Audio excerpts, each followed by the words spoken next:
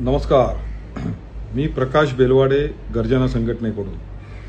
गर्जना संघटनेचा एक भाग म्हणून गर्जना श्रमिक संघ युनियनच्या मार्फत आपण काम करतो आहोत. आणि मी दिवाळीच्या दरम्यान म्हटलं होतं, दिवाळी आता संपलेली आहे, दिवाळी संपताना, पण गर्जनाची दिवाळी खऱ्या अर्थाने आता सुरू झालेली आहे.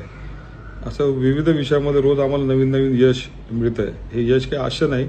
गेल्या अनेक महिन्यांपासून, काही वर्षांपासून आपण पाठपुरावा काही गोष्टींचा करत आलेला असतो. आणि जशी आमची टॅगलाईन आहे, कोणतेही काम आज होईल की नाही माहीत नाही, पण एक दिवस नक्की काम होणार.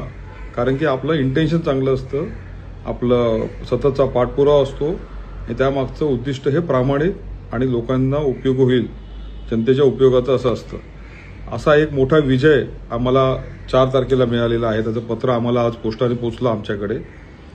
महामेट्रो आपल्याला माहिती आहे, मुंबई वगळता ठाण्यातला काही भाग म्हणा, कल्याण, डोंबिवली अशा ठिकाणी ज्या मेट्रो येणार आहे, पुणे, नागपूर, संभाजीनगर, नाशिक, महाराष्ट्रामध्ये इतर ठिकाणी ज्या ठिकाणी मेट्रोचं काम सुरू होणार त्या ठिकाणी सुरक्षा व्यवस्थेमध्ये तत्कालीन किंवा आत्ताच्या असलेल्या प्रशासनाने खाजगी कंत्राटदारांना नियुक्त करण्याचं सपाटा लावला होता.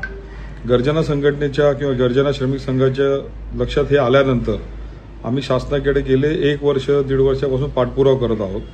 आणि त्या पाठपुरावामध्ये आमच्या अनेक बैठका झाल्या. माननीय कामगार मंत्री पुणकर साहेब असतील, महामेट्रोचे MD श्रावण हर्डीकर आहेत, कामगार विभागाचे इतर अधिकारी असतील, कामगार आयुक्त, कामगार सचिव, अशा आमच्या अनेक बैठकाच्या फेऱ्या झाल्या.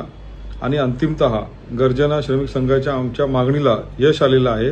माननीय कामगार मंत्र्यांनी महामेट्रोला स्पष्ट आदेश दिलेले आहेत की इथून पुढे सुरक्षा रक्षक मंडळ महाराष्ट्र शासन यांचीच सुरक्षा व्यवस्था त्यांनी घ्यायची आहे. त्यामुळे भूमिपुत्रांना न्याय मिळणार आहे.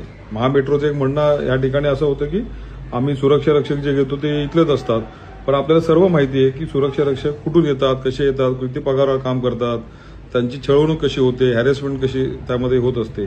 तर इथून पुढे आता हॅरेसमेंट होणार नाही. सुरक्षा रक्षक मंडळाचेच कर्मचारी त्या ठिकाणी आता काम करणार. सर्व पैसा शासनाकडे येईल. सुरक्षेचे पैसे त्यांनी शासनाला द्यायचे आहेत आणि शासन त्या कामगारांना, सुरक्षा रक्षकांना त्यातनं वेतन देणार आहे.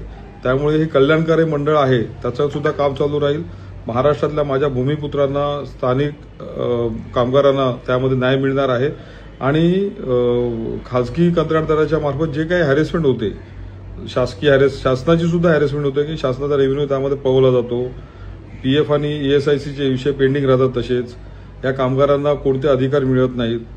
त्यामुळे हे सगळं थांबणार आहे आणि आता इथून पुढे सुरक्षा रक्षक मंडळ त्या ठिकाणी काम करेल.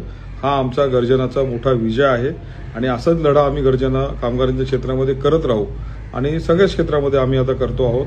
आमची दिवाळी सुरू आहे, सुरू राहणार आणि आपण नवीन नवीन आमच्या काय म्हणतात विजयाच्या गोष्टी ऐकण्यासाठी आणि आपल्या सगळ्यांच्या मदतीने हे आपण करतो आहोत.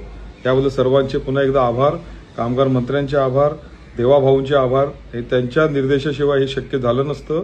त्यांच्या या कल्याणकारी राज्यामध्ये त्यांनी चांगलं काम करून दाखवलेलं आहे. कामगारांना एक मोठी आशावादी आम्ही झालेलो आहोत. त्याबद्दल सर्वांचे पुन्हा एकदा धन्यवाद.